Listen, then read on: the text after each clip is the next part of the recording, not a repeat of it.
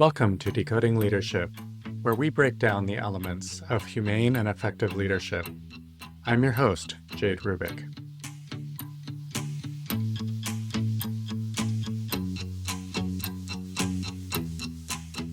Today, we're going to talk about bottleneck leaders.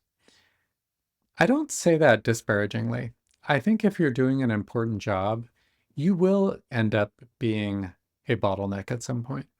There is an art to disentangling yourself from doing things directly, and it's a skill, and it's actually pretty hard to learn, and there's a lot of different components to it. And so today we're going to go into a lot of detail. I'm basically going to go over a huge list of different ways that you can move from being the bottleneck in an organization to not. What I see is that leaders struggle to balance their need to be involved with the fact that they can't do it all. And as your organization becomes larger and larger, you'll find that there's just this crushing amount of work that is coming your way, decisions to be made, and it can become really unbearable. I've seen organizations really suffer because leaders have not mastered these things. It's very common, it's very normal, and it's natural for this to be a problem, but it's something that is very essential to get right. So I think the key framing for this is that you want to make your organization produce the outcomes the way you want instead of doing those things yourself. So let's get started. What are some things that you can do? The first is to use what I call indicators. And essentially, this is about setting up an alerting system for yourself so you can apply your attention and your focus only when you really need to. The metaphor here is like in engineering, you want your software to alert you or to page you when something is going wrong. And you want to do that kind of at an organizational level. You need to set up a information system for you to be informed about the things that you care about. You want to know when things aren't going well so that you can pay more attention there.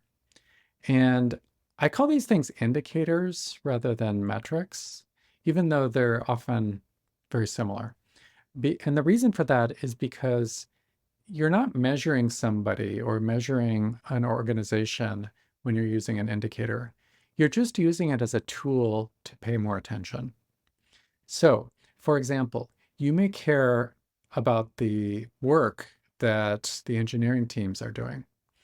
And you may pay more attention if you notice that during a demo, a certain part of the engineering organization isn't actually didn't demo any work.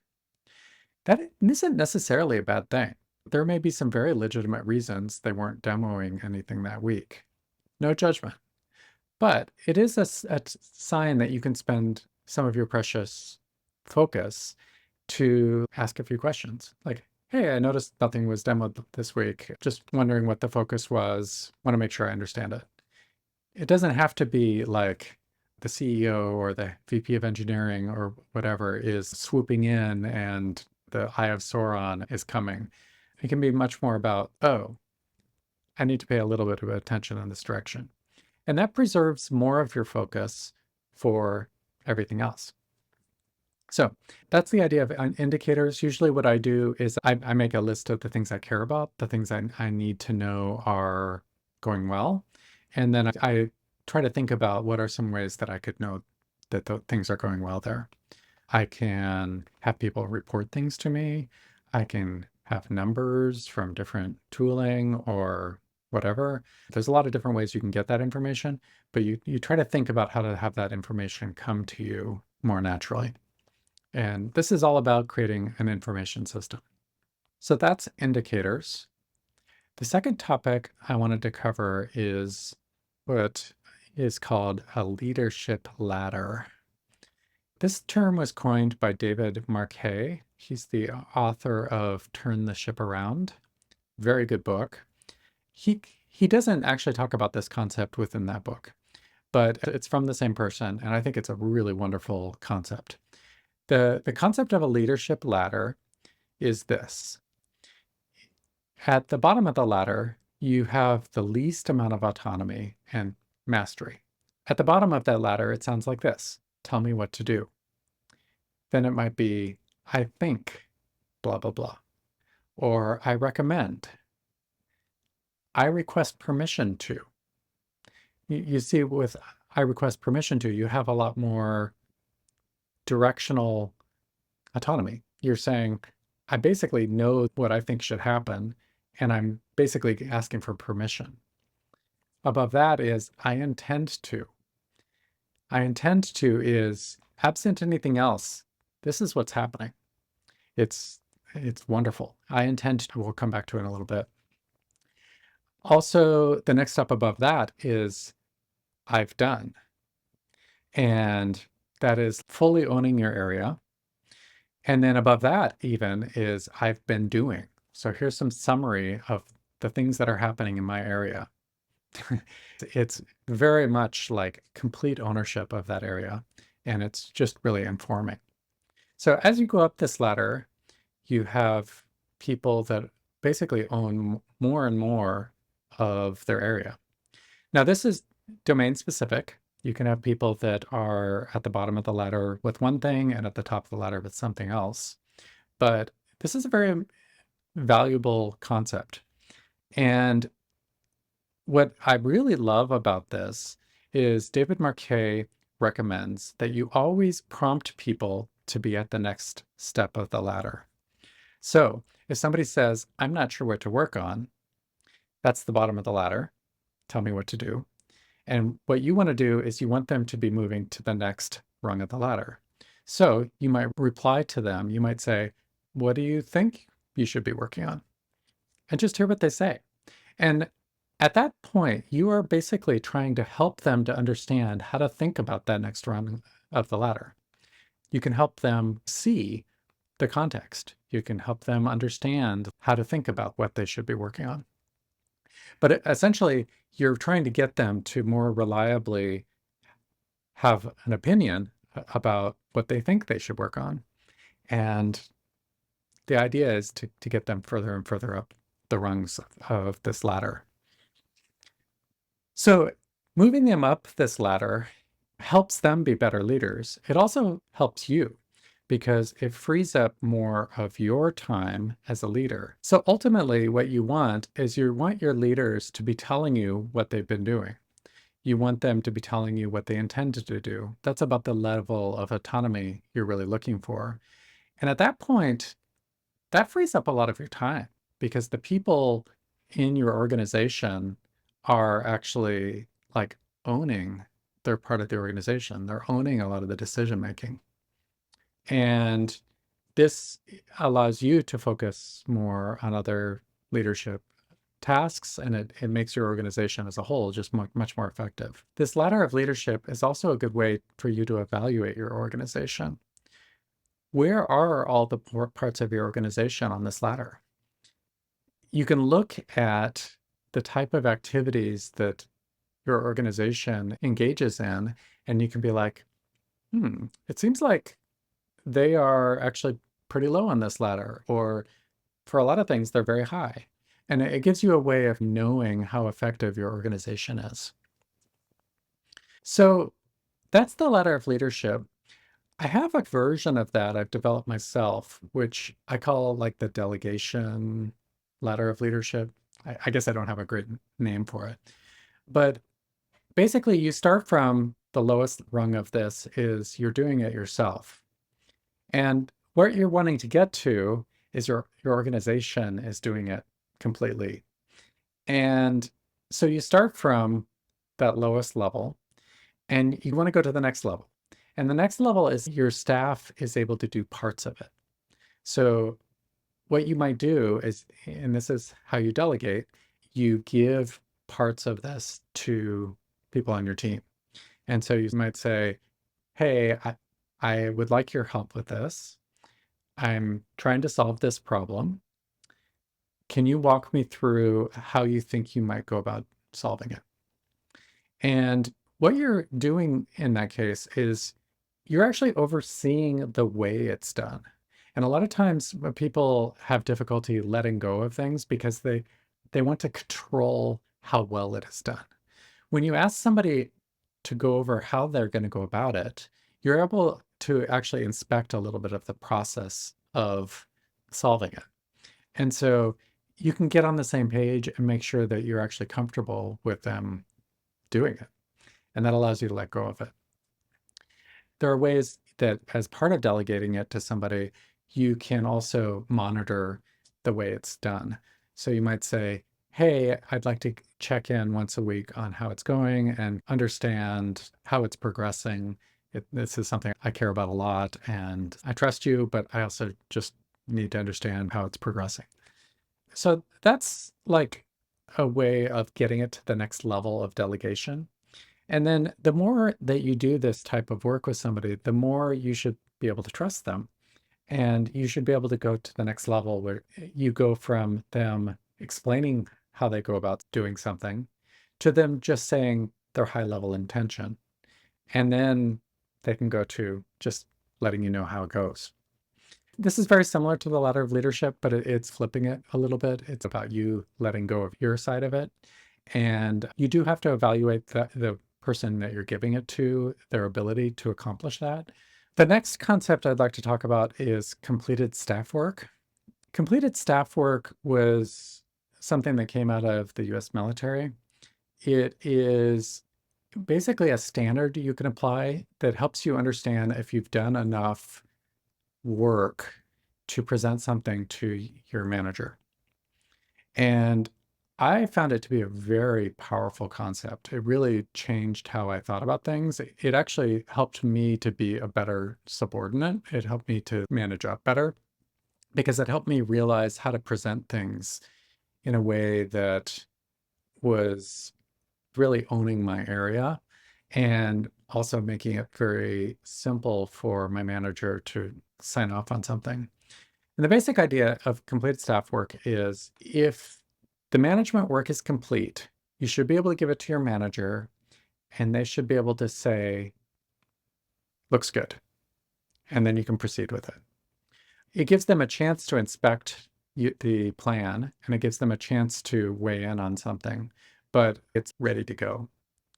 Now, there's a lot of nuance to completed staff work. You can waste a ton of time if you're not careful. I've written a post about it and I recommend reading about it. But completed staff work is a concept that you can train your team on, and you can use it to help your subordinates do better management work. And you can use it also to free up your own time because you can use it to train your subordinates basically to use your time more effectively. So that's completed staff work. I've written a blog post on that. There's a class of things that you can use process to get those results that you are looking for. So let's say that you are the one that always approves changes to the product or to the website. You could come up with a checklist of things, a list of criteria that people can use. And for certain types of things, they will still escalate those things to you. And for the other things, they can proceed without your input. This basically takes a certain percentage of all of these things that you are the bottleneck for and removes you as the bottleneck. It allows it to proceed without your input when appropriate. The time you spend on that is almost always worth it because you're essentially removing bottlenecks in the organization, and that's what you want. Another pattern I've seen here is moving from doing the work directly to inspecting the results of the work. So another way of saying this is that you review people's decisions rather than deciding yourself. So an example of this might be hiring. I've seen in a lot of startups that the founders are fully focused on hiring the right employees. They realize just how critical it is. And often they feel like if they're not involved so intimately that bad hires are going to happen or people that aren't those key important hires. And so the founders will spend all this time, or the heads of departments will spend all this time on hiring.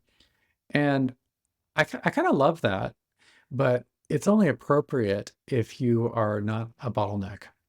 And a lot of times these people become bottlenecks. So for this particular example around hiring, you want to inspect the process of hiring and you want to inspect the results rather than do it all yourself. One way you could handle this, for example, is to gradually move your position in the interviews further and further back until it's at the end. And as you do that, you're looking and inspecting, are we still producing good outcomes? Am I happy with how these assessments are going and what people are saying in these interviews? If not, you probably don't just go back to doing it yourself. You need to train, or you need to give people the right context, or you need to do something because it's just not going to work for you to hire every person in the company. So that's the pattern I see, where you move from doing it to inspecting it. And sometimes that can be done gradually. Another example of ways that you can disentangle yourself is you can use tenets. This was popularized, I think, by Amazon. I'm sure a lot of other companies. Tenets are a way of giving people mental shortcuts that help them to understand how to reason about things. If you're seeing a lot of patterns in the organization around decision making that are similar, or there's themes around it, tenets are often a really good tool. And this is another topic I've written about in my blog, and there's a lot of nuance to tenets. I recommend checking out that blog post.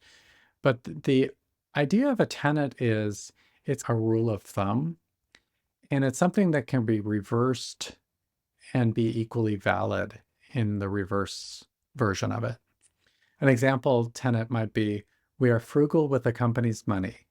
We take extra time to reduce costs, even if it slows us down a little bit. An alternative version of this would be the opposite.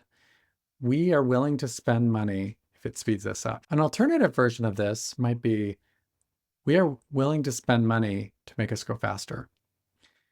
Those are very different values. And unless you are very clear about those things, people will make those decisions locally based on what they think is best.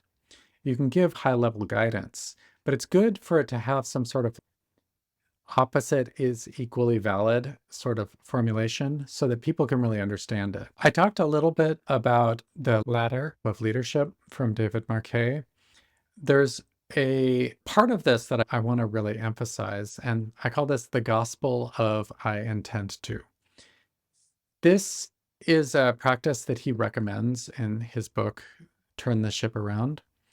He recommends spreading a culture where everyone in the company or the organization is basically sharing with the people they work with the courses of action that they intend to do.